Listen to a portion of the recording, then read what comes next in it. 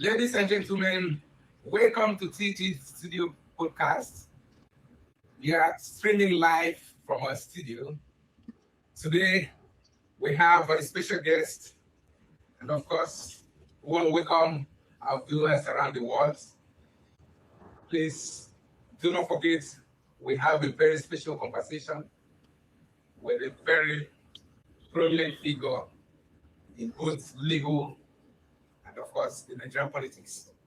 Today's conversation is one that will inspire you, challenge you, and of course, awaken something deep inside you. Our topic today is leadership, courage, and destiny. The untold journey of barrister Abubakar Yesufu, from campus struggles to national influence. We are streaming live across YouTube, Facebook, LinkedIn, and all digital platforms. So share the link now because you will hear today history, leadership, and destiny coming together. Let me first and foremost introduce our special guest today, the one that I see as a father figure to me. Our guest today is a man whose journey has shaped student leadership, national politics, legal advocacy, patriotic values in Nigeria. He was the former SUG President of the University of Benin, former chairman of Nigerian University Student Union, leading millions of students nationwide. Come from a royal heritage, the Mamudu of Ebede and the Onige of Ihor. Chairman of the League of Patriotic Lawyers. He was also the former spokesperson of Major Presidential Campaign Council in Nigeria, the NP Presidential Council, spokesperson for Professor Alaji, His Excellency Alaji Professor. Of course, he also stood alongside legendary legal giants like Gani Fayemi, Femi Falana, and defended the late Nko Abiola. Ladies and gentlemen, help me to welcome Barrister Abubakar Yesufu. Sir, it's our honor and privilege for us in this studio call to be with you today. Good afternoon, sir. Thank you so much. I'm very humbled to be here. Thank you, and thank you again. Once again, thank you, sir. I want to introduce Michael, my co-host. By my left, Mr. Michael. Good afternoon, sir. You're welcome to the studio. Thank you. I'm elated to be here. Of course, by my right is Marvelous. Thank you for joining us, sir. We are excited for this conversation. Thank you so much. I'm pleased to be with you today. Thank you, sir. I want to proceed with the main discussion, conversation. One, we're looking at, of course, the origin of your leadership before the spotlight. You lead millions of students nationwide as SUG, the president of UNIBEN, and the chairman of the Nigerian University Student Union. What was the defining moment that awakened leadership in you? And how did that fire begin? Yes, let me say that I'm very happy to be with you this afternoon. And when you want to track the history of student unionism in Nigeria and Africa, it's going to be a very protracted journey. So let me just confine myself to the birth in Nigeria. You know, the first time student movement got impetus in Nigeria was after independence in 1960. Don't forget that Tafawa Balewa could not extricate the country from the first visible legislation, otherwise known as the Nigeria Anglo Defense Pact, where our umbilical cord, defense umbilical cord, so to say, was tied to the apron string of Great Britain. I would just secured independence. The students, as it were then, they were annoyed. They marched to the Minister of Internal Affairs, Muhammadu Ribadu, uncle to the President Ribadu, who is now the National Security Advisor, and they lambasted and they lampooned the government of feudalistic Balewa and opportunity Zikiwe. And that obnoxious Anglo Defense Part. The Anglo Defense Part was kind of an arrangement in which would have been under the tutelage of Britain. Anytime our external enemies would threaten our existence, the British government would come to our aid. So we wanted to have independence in true meaning. So the students helped in no small measure in recreating that obnoxious decree. So that was the landmark movement.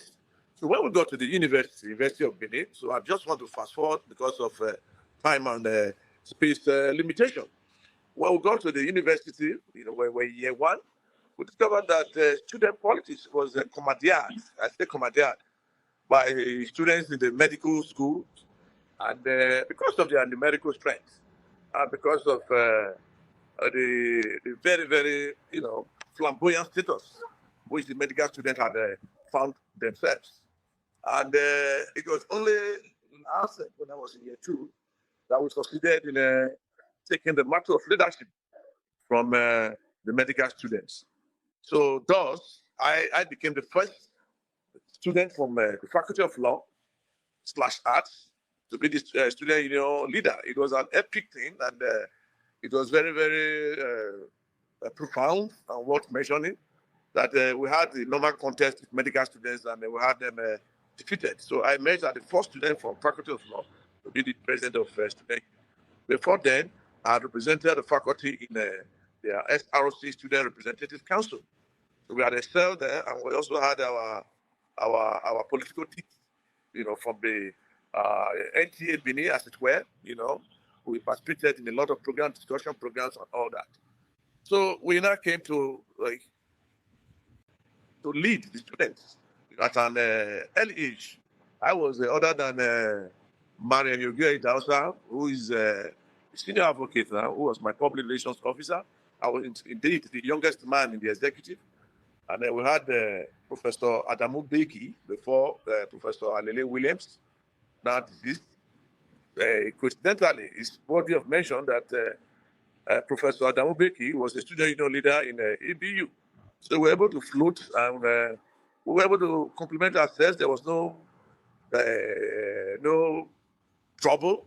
We found a level ground, and the students were happy. Like I always tell the student, any successful student leader, to find a good balance between the university administration and the students. As a student union leader, don't forget that you are not just a member of the student disciplinary committee. You're also a member of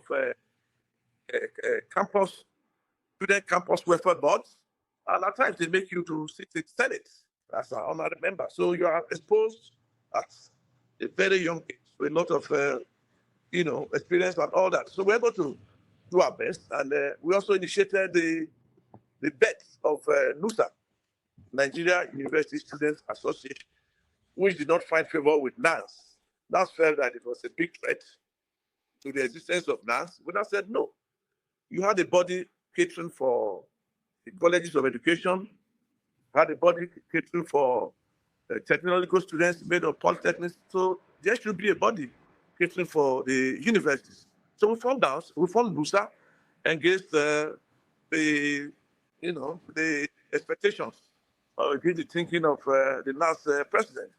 So we had a kind of bitter encounter, and we therefore started to form a level ground so that we'll be able to, fix the business of the day. That is to empower students and all whatnot. So that is it in brief. Okay, thank you so much. This is very intriguing, and it triggers a lot of memories and thoughts in me. Looking back, from what is going on right now with unionism, NANS, University President, SUG, in different universities in Nigeria, are you happy with what exactly their practice and their docile situation right now? Well, I would say it's rather regrettable. We had our taste of the same thing. Don't forget that there's no way you can really divorce national politics from, labor unions, student politics, and even the struggle of us. When I was the president of student union, we had our mentors as, Dr. Tunde Fatunde, who is deceased, then Dr. Festus Iyayi. These were very, very leaders who started from their local union, and they became, national leaders. These were the people that brought us up. And we actually followed their footsteps, and they guided us towards realistic, progressive student unionism until we walked our way in the law school and so on and so forth. So I don't blame the youth, because once you are leading the students, you are supposed to be, or you are unfortunately victim of political maneuvers. We also had our own, our own touch of inclusion by the political victims of the day. But we're able to maneuver it, and we successfully passed the mantle to the next level. But what we have today is unfortunate, whereby people will go to the campuses, meet up student leaders, even influence the university to rusticate student leaders. So it's unfortunate that we do not have that type of independence that we enjoyed. As a student union leader in our time, we had a functional secretariat, we had workers, and we had all it takes to be very, very proactive. So what is operating now is a reflection of the very, very ill-gotten wealth of politics and politicians. So we do hope that the students will be able to leave the stranglehold of this in no time. Right. Thank you so much. But one thing I wanted to ask before we go to the next question of courage in national battle, I wanted to know, was there at any point in time, for those young students who are listening to us right now, they would want to know, those who have aspiring to be leaders or to lead others in different strata of life, was any time have you balanced your unionism, being the president and also some other organs of the university activism with their studies? Was there any time it affected your studies? Yes. Well, in fairness, I would say we're particularly lucky in University of Benin, because we had Professor Adamu Beki before, the first woman vice chancellor, Alelewe came. And Adamu Beki was very experienced in student unionism, because he was the president of student union, ABU.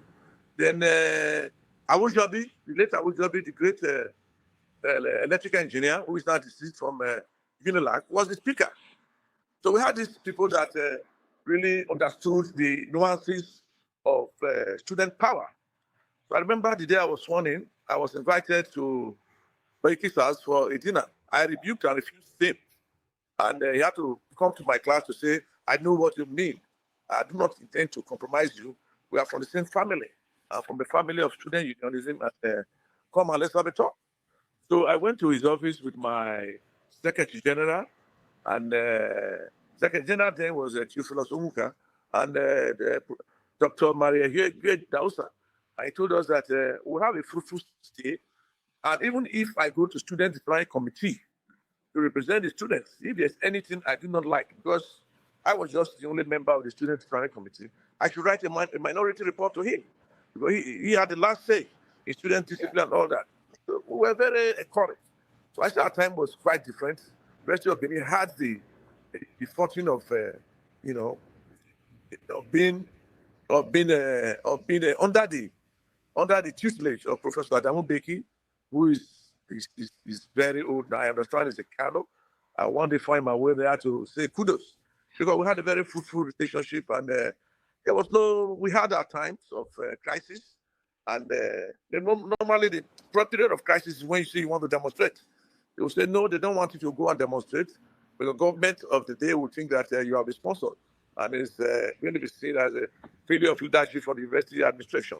So we were guided, and we still had our demonstrations, not only in Benin. We came to Lagos to demonstrate, especially when the NITEL, was engulfed in a conflagration. I led the students from Benin, and the University of Lagos also joined us in demonstrating. So that did not bar us, because we had a very, proactive vice chancellor.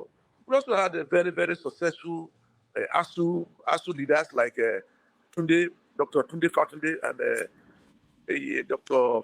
Festus Yai. Unfortunately, they are both late now. And we had a relationship till they died. Even when I was in Lagos, we were still interacting. How to change the status quo. Sir, your network is freezing, so we barely hear you. So it's having My network is busy. freezing. Is it? Can you hear me well now? Much better, but still not yet stable. Okay. So Okay. Let me start. Can you hear me very well now? yes, much better now. Yeah, I was just saying that we had the fortune of having a very proactive vice chancellor, Professor Adamu Beki, who was himself a student leader at AB, and we also had a very progressive body under the leadership of Dr. Tunde Fatunde and Dr. Festus Yai, who died in 2013 in a motor accident. So these were all progressive elements that surrounded us, and they were able to lead us into progressive, not necessarily anti-administration, but we had a fruitful state in school. Fantastic. This is very, very good backgrounds that you have. In the trenches with the like-minded people, leadership and progressive unity that have really was like a direction, showing direction on leadership from the center. Unfortunately, these days we do not have the crop of you and the other former colleagues. Hopefully, we will have that kind of crop of you, because it was something that people aspire to lead because of your doggedness and your, student fidelity with policy focus and direction. So those things are no longer what we see these days.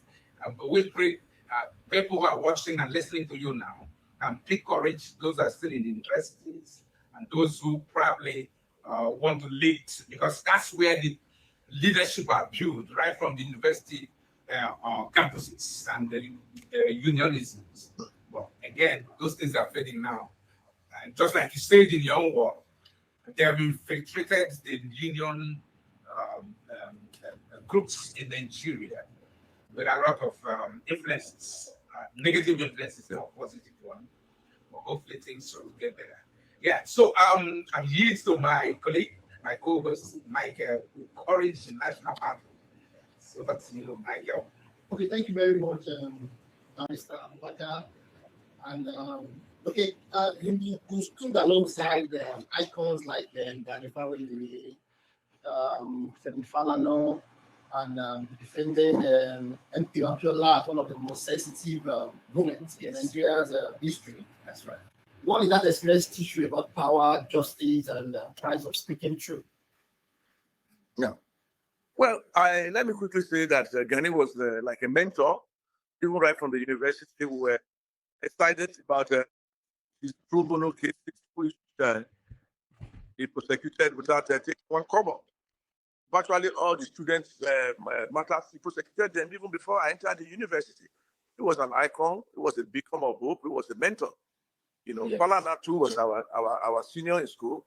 He was also a senior and a very consistent power piece behind the continuous existence of NANS. He started his activism in Ife, brought it all to Lagos, and he has not existed there. The most epic case I can remember where we featured before we disengaged to the United States was perhaps during the June 12th crisis, the famous case of the Supreme Court judges. This was a Concord press.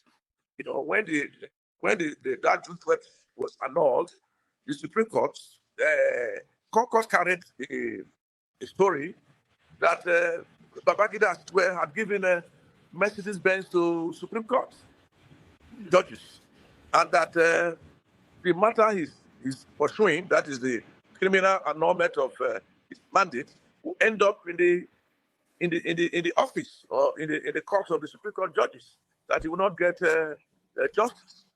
So the Supreme Court judges were hyped, and they dragged Abiola to court. So we had 27 lawyers. Femi Ganifawami led us. It was before. I can't remember that judge. Now he's also deceased. And whilst that matter was going on, there were a lot of issues raised. And whilst we were prosecuting that matter, they wanted a political solution to that case. A lot of people also confused the holder of that mandate, MK Abiola. He came and surreptitiously withdrew the matter from court. So the matter did not really see the end of it, and the matter was withdrawn from court because he thought that they were going to legitimize or they were to de-annul June 12th. He didn't want anything that would derogate from the matter, so it ended. Suffice it to say that Rotimi Williams led a team of about 5 senior advocates of Nigeria to the place and to the court, one of the high courts here in Ikeja, and it went on for a while until the petitioner, that's the MK Abiola, came and voluntarily asked us to step down, that he's looking at the possibility of finding a political solution to his mandate. So that was epic, and many others that, but it will be contained in the book we are working on. Once it comes out, it will become manifest. We let you have a copy. You start. That would be very awesome. Can you follow up, please? Yes, sir. Sir, as of today, sir, do you think judiciary today has actually improved in respecting freedom of expression, or are we worse off? What do you believe should change? Well, let me say here and now that I'm not just a civil rights crusader. I'm also a very senior member of the bar, and I would not want to be a party to indicting the judiciary publicly. If I have any, any sanction about the judiciary, I know the areas and the avenues to let it go. But so to say, the judiciary is not experiencing the best of times. There are some very, very, very, very tyrannical judgments that you cannot sustain. And there are also very brilliant judges that are still trying to give judgments that would enhance the rule of law, individual liberty, and democracy. So it's not only the judiciary that is acting, that is not acting to expectation. You have the legislature that refuses to act as the watchdog over the executive, and there's also the executive that is also living a very faithful outing. So in this type of situation, the common man, the kit and kin and what have you, we are at a loss and we are at a discount. So we do hope that the judiciary will live up to its bidding. The way the judiciary is now, I don't think we're experiencing the best of times. Judges like Otutu Obaseki, who is now deceased, Oputa, Kayode Short, to name but a few, I think they will cling to their graves if they see some very despicable and shameful judgments that are being shown out from our temple of justice. But there are some very good judges. We must also give kudos to them that they are trying within their limited confinement and limited resources to keep the flag afloat. But looking at, I think it was former President Buhari, Benito is that restored Emko Abiola as the winner of that election. Of course, he was an obvious who won that election. That was another. So, having considered that he has been given that status as a former president who never governed or who never ruled, and then if the other things that goes with that was restored back to him. So how do you feel? Do you still feel pain? Or do you think that could bring a succor to some of you who were in trenches and you with other legal luminaries that were on the forefront of fighting for his restoration of his mandate? So how do you feel?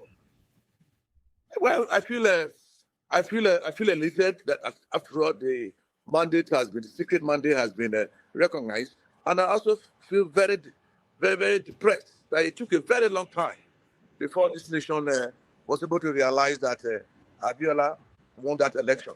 Abiola did not only defeat his contestant, he defeated it as Bashitofa. He defeated in his native Kano state, to his village. He defeated Bashitofa even in Tofa. So it was a mandate that was brilliant. We had no glitches.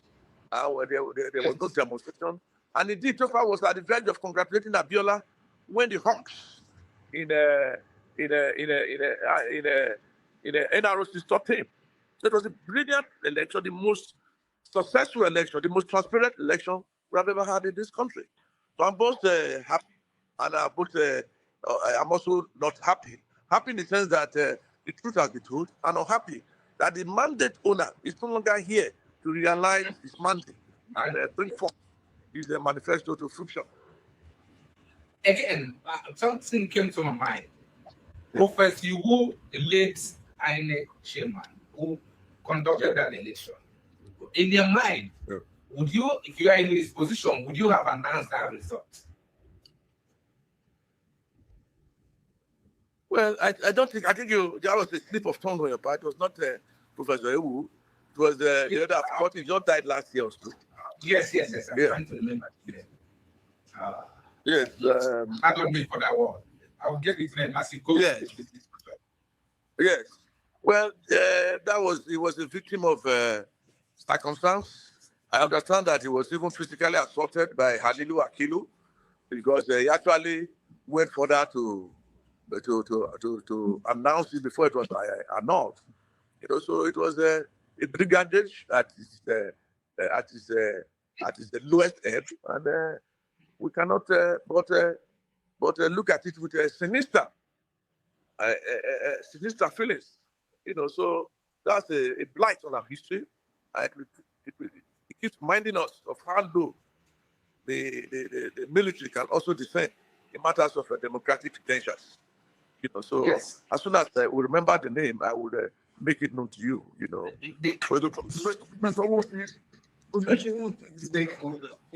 What was the brilliant academician? Yes. But what made him to really significantly, all he ought to have done was to announce it, and maybe let the worst happen. He was not able to do this. He chickened out, and there was a time he said he wanted to come and announce the election. He ended up telling the world that it was no victor, no vanquish, that there was no result. It became a footnote. Exactly. in the annals of history. So that's what we are saying. Yes. So either you want to belong to the visible page of history that endured forever, or you want to belong to the footnote. I think, in my opinion, Yusuf belongs to the footnote because he was not having enough courage or enough balls to damn the consequence and announce the result. But I wonder whether people would have been able to do it. Here is the same David Mark who threatened to shoot the winner of the election, Abiola, if that had been announced. So we had a lot of forces that worked against him, and Yusuf was actually a liability to June 12th. Wow, this it was. Thank you for that correction, Prof. Humphrey Mosu. It was the former person who conducted that particular election, one of the fairest elections we ever had in the history of Nigeria. And we are proud of you, sir, for the efforts and risking your life with your team to fight a good fight. It was a good fight. But you have been vindicated by that elite Buhari who acknowledged that election. Because the world has acknowledged it, and the history will not forget it. Yes. With you and the colleagues. So now we are going to be shifting your mind to royalty and responsibility and personal identity. Marvelous will be taking your that. Yes. Marvelous.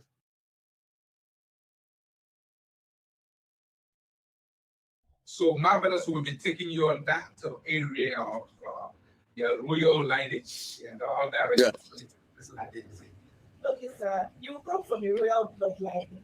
So Yes. Momodu and Baby and the Oloje of Irua. How was Wilson take your father? But this is and the way you see that. Yeah, that is true. Yes. My mother is from the royal family of the Momodu of Irua, and Onoji of Irua, and my father is from the royal family of Momodu of Agbede. You know, they will be between Agbede and Irua. So both sides, I'm the prince. So royalty really has a role to play. And let me suffice it to say that I'm also a chief in Igwebe. Although I'm not from Igwebe, the king of Igwebe, may his reign be peaceful, may he live long, found me necessary, or found me notable to be honored as the elephant of the kingdom, Ogineni of Igwebe land. You know, so these are our royal streak to our march towards efforts to remove the country from the doldrums of defeatism to that of victory. You know, but we are still there. We are still trying to trudge along, and I will not say all is lost until we end it. We cannot say vavite. That's why we are times we call on all our sundry, including you, the fourth estate of the realm, the press, to be part of the struggle.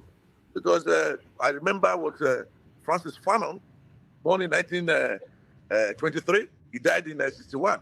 He was actually a French national, but he joined the Algerians to fight against the French during the War of Independence. He said that the future, that is history, we have no place. We will not forgive anybody who possessing the exceptional privilege of being able to speak words of truth to their oppressors, but they are taking refuge in an attitude of passivity, mute indifference, and even sometimes of cold complexity.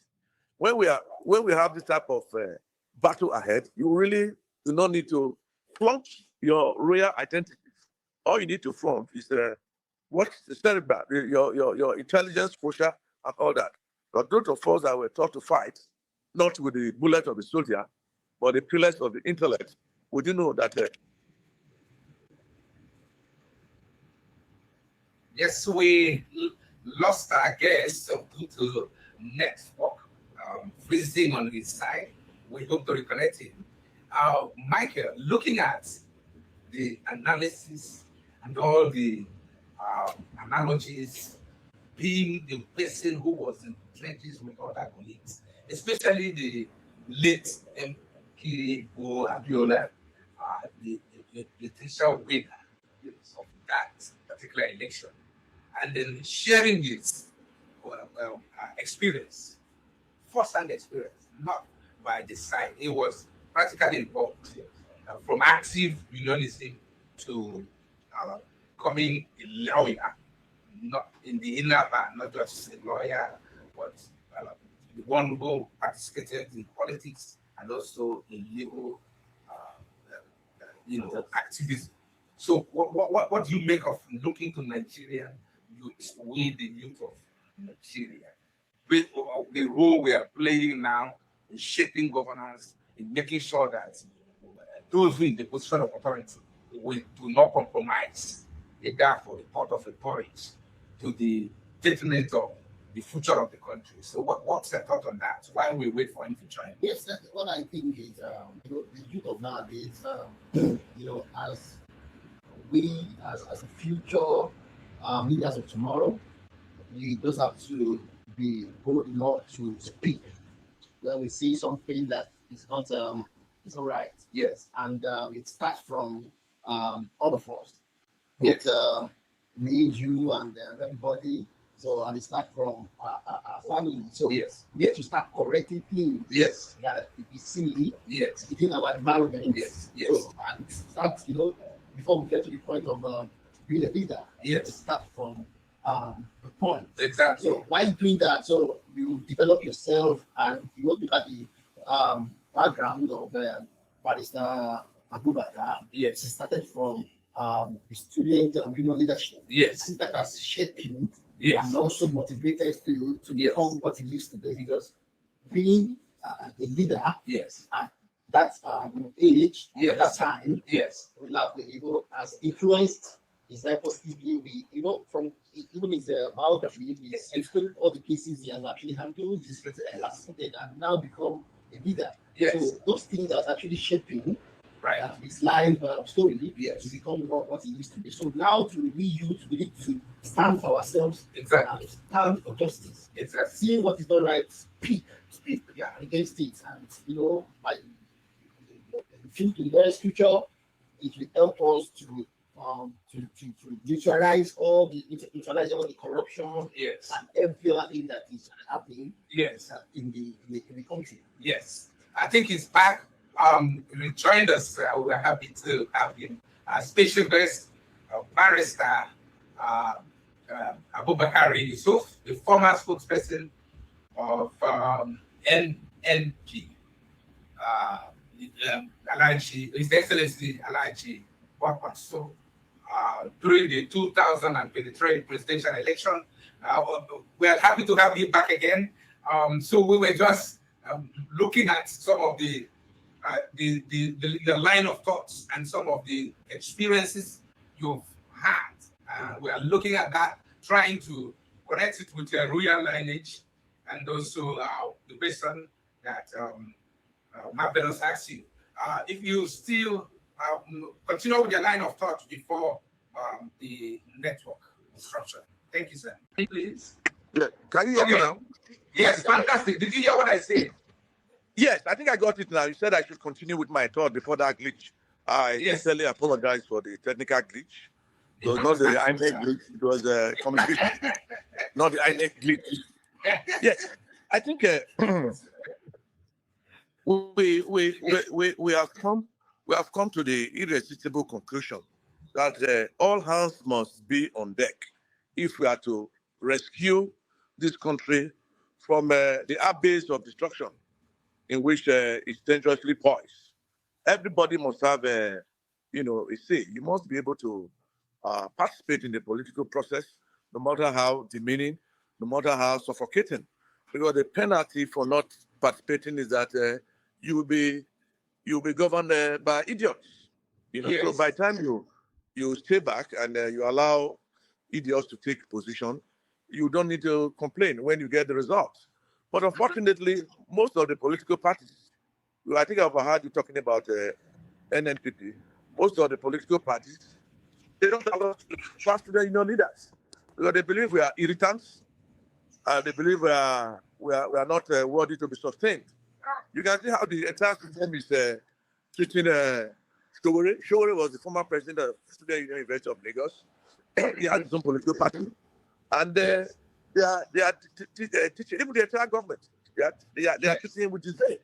So they not up to 0.1% of our past senior leaders, they have found themselves in the government of governance because they think we are too obtrusive, we are too demanding, and they will not want us to be part and parcel of government and governance.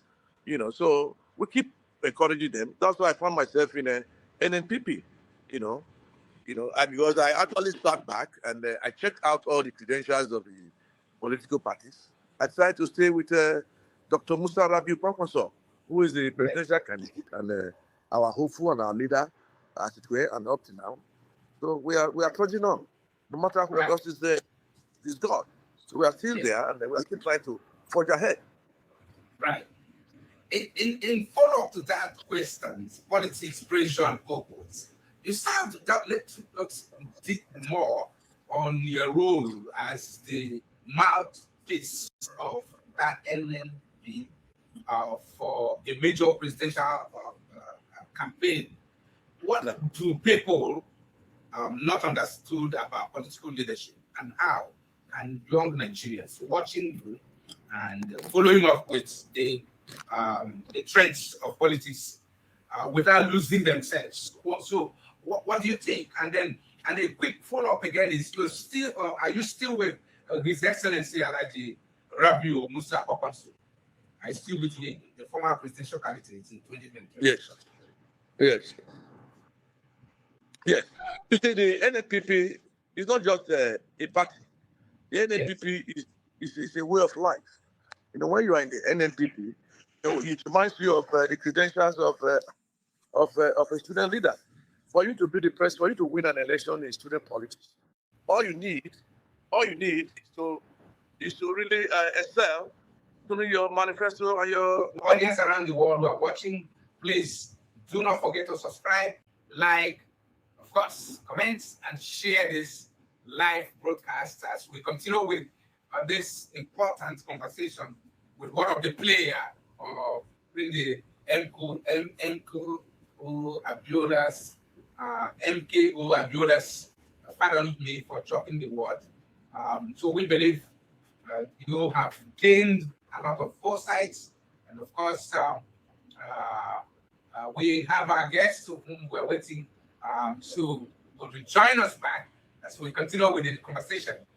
Thank you, sir, for your visit. We appreciate your time. We had a very glitches, like you said. It's not INEC, not INEC glitches, but technical glitches. But we are back. So, can I just refresh your mind? So I was saying regarding your post, your former post, the presidential flag bearer, ANP. So like the Rabiu Musa Okansu, are you still with him as we approach 2027? Of course, Doctor. He prefers the soft. He prefers the title Doctor to Alhaji, because the doctor is not honorary. The doctor is well-earned in the academic circle. So Dr. Musa Rabiu Okansu remains my leader, and Dr. Abubakar Yesufu, my mentor. So we are trudging on. I'm sure you have been inundated with a series of distractions and all that. We are not shocked. We are not taking it, because the power that be, they want to ensure that our party is totally deflected before 2027. But they do not know that we stand for peace, we stand for our ideology, and we stand for the progress of this country. And from this big mountain of despair, Dr. Musa Rabiu Okansu and his NNPP wants to carve out a tunnel of hope. No matter how disappointing some of our followers who cannot really stand the heat of the opposition, they have become to the giant APC. But we are resolute, and our motto is not in any way diminished. And our goal remains to take the power from the recalcitrant APC and give it back to the people, wherein we're able to really realize our objective of taking back peacefully the reins of government. We say it and we mean it. Right. I can see from your personality and history, I think whatever you said, you meant it. And then I'm looking at even in the Kano state, where NNP is present governor, His Excellency. And then, of course, the home of your leader, the NNP presidential candidates. So they're infiltrating your rank, infiltrating the ranks of political parties, especially opposition political parties. And they are waging a warfare against the opposition. So, and hopefully, we will still have some who will still rebel till 2027. Because if you read from the strategy they have adopted, is to make sure you weaken all the forefront. Over to you, sir. What the question I put to you concerning the political atmosphere that is so toxic, and no more playing policies by the rules. The rules have been abandoned. So what do you think before 2027? Well, we are still watching, and we are talking to ourselves, those who are really the committed members of the Conferencia movement, because that's the ideological plank that drives the NNPP. And you see, most of them that are the company quote, they came because they wanted where they will be able to buy the leadership of Kwankwaso over. It's not over yet until it is over. They have not stopped there. They are even trying to undermine the emirship of Dr. Sanusi, Lamido Sanusi. It does not even end there. They are trying to, by all means, take over even the government of Kano State. Don't forget that only Kano State we can boast of about 8 million votes, the highest in the country. So we're talking about that. Yes, the highest in the country by INEC's own definition. So it is they're scared because that's why we are very reluctant in joining any political party. We are still planning. We are still ideological, very, very savvy, and we are still very, very relevant. If we join any political party, then that political party will be strolling to victory. If we refuse to join any political party, then it will be a very, very big hole in any successful outing by political party. That's why we are not ready to sell our votes or to sell our political party for a morsel of bread. So let them go. They will also come back. We are aware that we'll suffer a lot of pangs. We'll suffer a lot of name calling, like Jesus Christ. But I am going to tell you one thing today, that like Jesus Christ, we are going to come out victorious. Christ, that you know, suffered a lot of problems. But let me reassure you that Garden of Gethsemane will be conquered. Calvary will be taken over. And after that will come the glorious dawn. Dr. Musa Rabi Kwankwaso is not a battle turnaround. Dr. Abubakar Galadima is still very, very significant. Take Dr. Abubakar Galadima, for example. He was one of the closest powers to Buhari.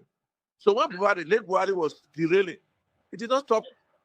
Indeed, he stopped talking to Buhari and he stopped relating with him. And he told him to his face that you are not doing right. The last place they met was in Saudi Arabia. Buhari was so frantic, he wanted to settle his cause with Abubakar Galadima. Abubakar Galadima said, no, I cannot reconcile with you in the Holy Land. For you have betrayed the people in Nigeria. Go back to Nigeria and settle with them. So those are the type of people that are in NNDP. So how can you buy such a man, with a poisoning chalice? It's not possible.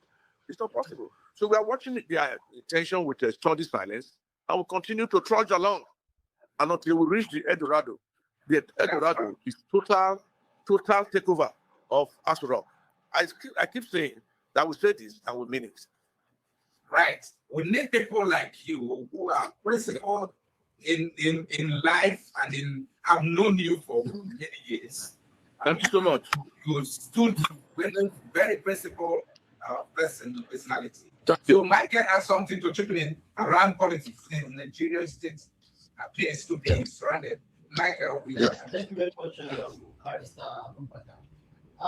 Going into the Nigerian situation as of now, the Nigerian state appears to be surrounded by bandits and Western terrorists. So, as a respected legal practitioner in Nigeria, how do we, what do you think? How do you see it? And what do you think? How do we get here? And how can this be resolved?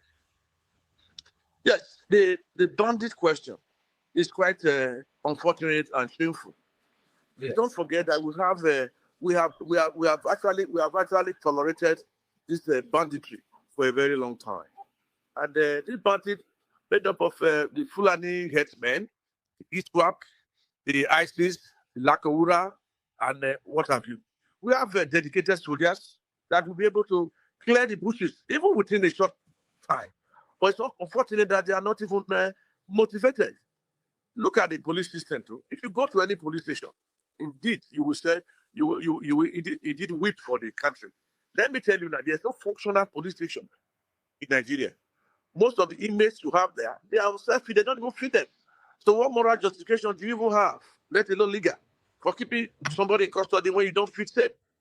But we must also isolate some the agency like the DSS. I must say that they have done extremely well in this fight against insurgency. But it's unfortunate that their role is sometimes on their plate. I think let me pay a glowing tribute to the Director General Ajayi, like the present arrest of the the Asaru brothers who are facing trial now, I think they should be well motivated. And when we discovered this, we went through some formations, some TSS formations in the country. We discovered that they are well organized. Feel like we can stand side by side even with the FBI. We started from Lagos with his head. I was able to interact with the head, and they are well organized and they are very civil in their operations. So I think the country should try and organize and encourage the body like the DSS, because they do most of the intelligence work. That is the truth, and it gives them to the soldiers. Now, trying the soldiers, they do not want to carry out their functions. I was pleasantly surprised when I visited about 5 formations of the DSS in the country.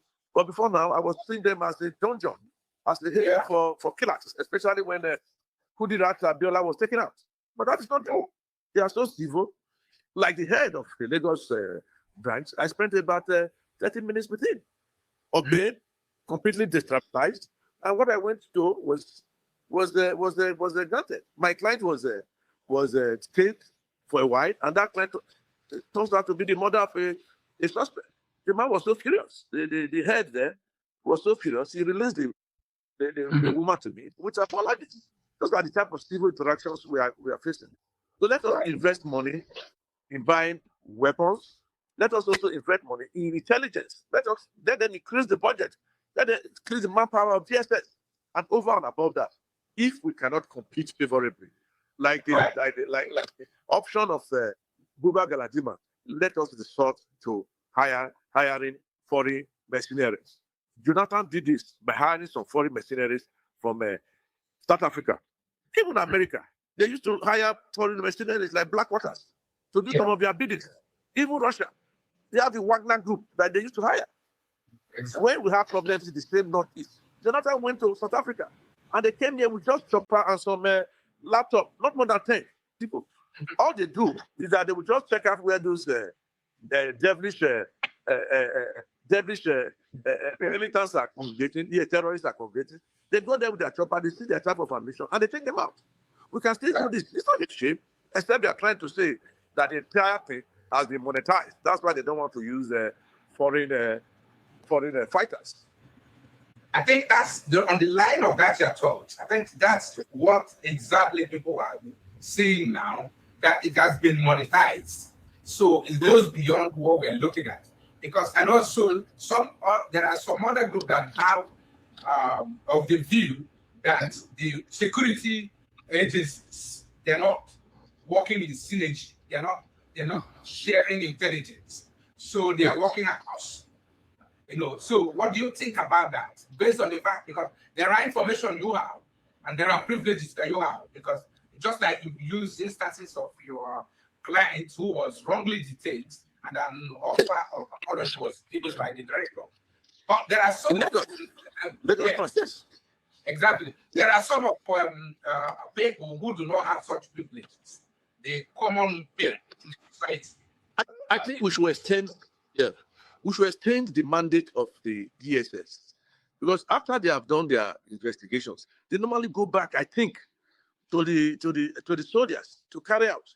If we can extend their mandate to include attacking, that is, when they have done their investigation, that period of going to inform the army to go and dislodge the terrorists is long enough. Let us improve on their mandate to include not only intelligence, but also to attack and extinguish the terrorists. They have enough intelligence, and I think they have enough gadgets that they can also take out. That is to say, we are not, if we say we don't want to get foreign mercenaries, well, if we are going to get foreign mercenaries, I think the DSS, which I think is very, very up to date in intelligence gathering and all that. Most of the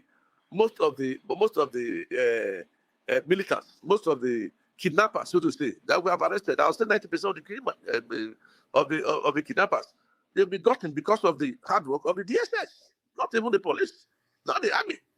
So such a body should be encouraged, right? And not more pretensions. Yes. Yeah, that is a very good explanatory and insight to us. So we want to also look at the national, some legal angle to the sentencing of the leader of IPOB, Nnamdi Kanu. So what do you have to say from the trial to the life imprisonment sentence handed over to him by the illegal interdiction of Kanu Wankwo from Kenya to Nigeria makes the whole trial a nullity, in my own view. And the trial itself is also a nullity.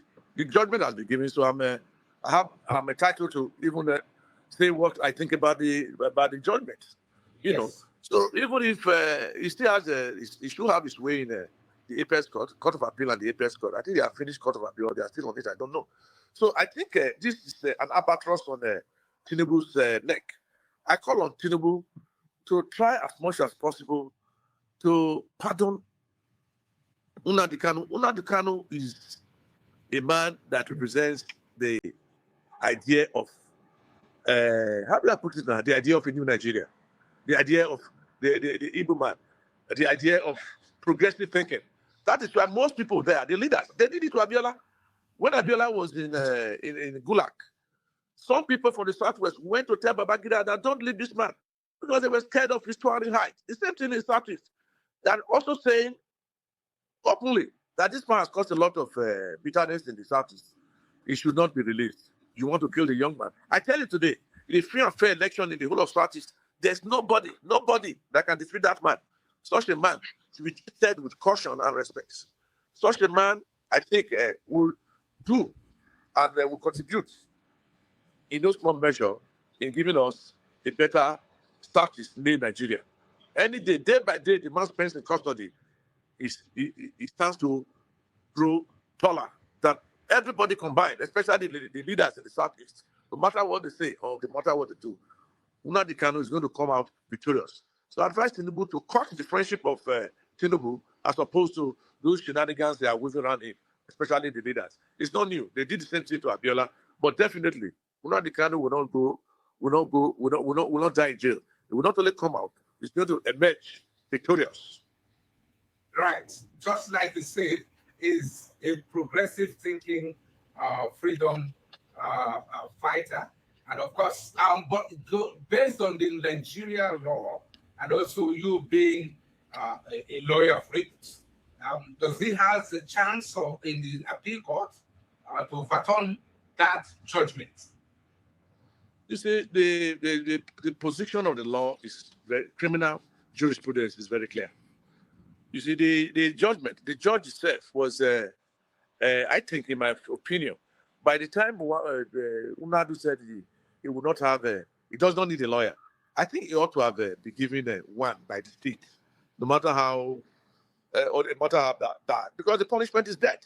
When you are facing a death penalty, you are not supposed to defend yourself. Although he tried to give Kanu one a lawyer, he declined, but he ought to have given him a lawyer all the same. I didn't follow the procedure. I cannot really see, or I didn't see when he actually asked one to take his state counsel for his defense. That's a very big loophole. If you are facing death, it's either you are going to be defended by a lawyer or the state will impose one on you. Like it's a technical thing when you are defending yourself, and a non-lawyer will not be able to do it well. So I think there's going to be a chance in his appeal. But the overall thing is that it lies on President Tinubu to really give him amnesty or pardon as it stands. And I will look forward to Tinubu allowing Wako to go home. The day they are going to announce that, I'll personally be in Abia State to welcome that hero of our struggle. That would be very awesome. It's all the prayer and the hope of everyone. I hope our dear president is listening, probably some of his close allies are listening to your advice and do what you have suggested, which will be a healing one, not only for the Southeast, but also for the entire nation.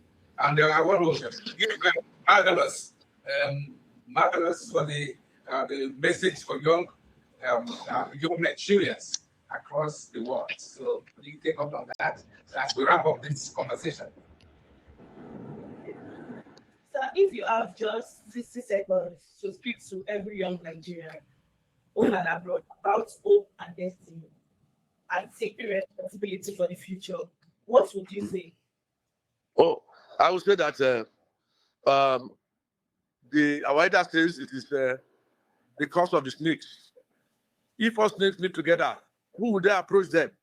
But they live one unto itself and easily pre the fall to man. We should all come together and give the status quo a very big fight. When I say fight, I'm not talking about changing the legislature with anything very brutal. I'm only saying that we should come together and ensure that we form a political group that can push out the party APC so that we form an understanding or a group that will take over Aso Rock so that our own policy will manifest. So I'm calling on everybody to come and take side with NMDP, the party of the people, so that they will be able to realize this vision of making APC a story for the other day.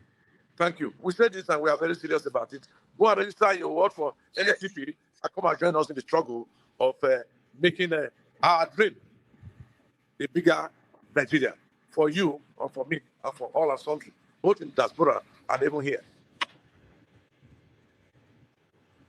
Right. You have this audience all around the world, especially, yes, Nigerians who are watching, the youth, the young ones.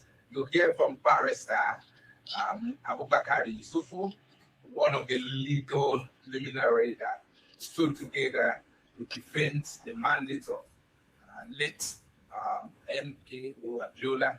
So I also want to thank you, sir, and also looking at their life and then the public. What does people that have known you, myself inclusive, and those that are watching you for the first time here, and those who are watching live? So what is those things that you've not, they're not aware about you that you could like to share today as we wrap up? Well, I'm a humble, struggling lawyer from a family of about 6 lawyers. We are 6 in the family, the same father and mother.